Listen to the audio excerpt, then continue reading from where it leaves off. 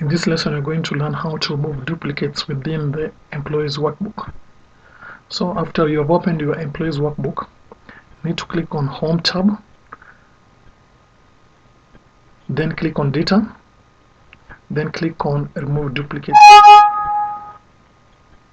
Okay, so Excel is giving us a warning that this cannot be applied to the selected range. Select a range cells in a range and try again. Okay, so the first thing we need to do, we are going to click here between this section, click on it, and since all the information has been selected, I click on Remove Duplicates.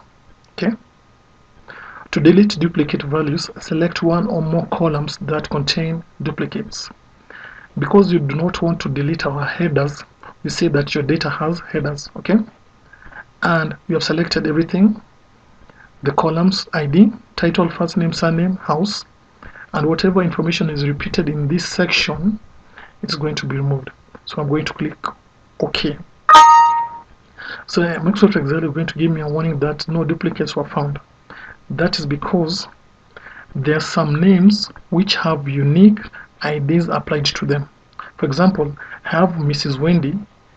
This is just an example.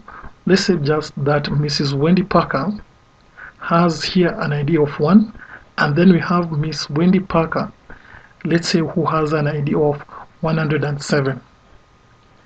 Microsoft Excel is not going to delete Mrs. Wendy Parker because it sees that the ID is different, so it is going to keep the information. But what if we said remove duplicates, but we removed the column ID?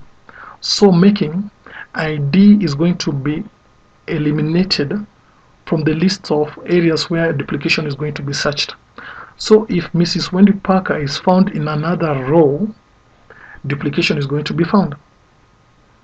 So let's click OK, and you can clearly see that there are 6 duplicate values which were found and removed. So it leaves us 100 unique values. So to repeat the information once again, if you have an information with a different the same information, but the first column has a different unique tag, maybe a unique ID number, but the information to the right hand side is still the same, duplication is not going to be found within your Microsoft Excel document. But if you leave the first column which has a unique number, if the information to the right hand side is repeated in a different row, Microsoft Excel is going to find the duplicate and it's going to remove it.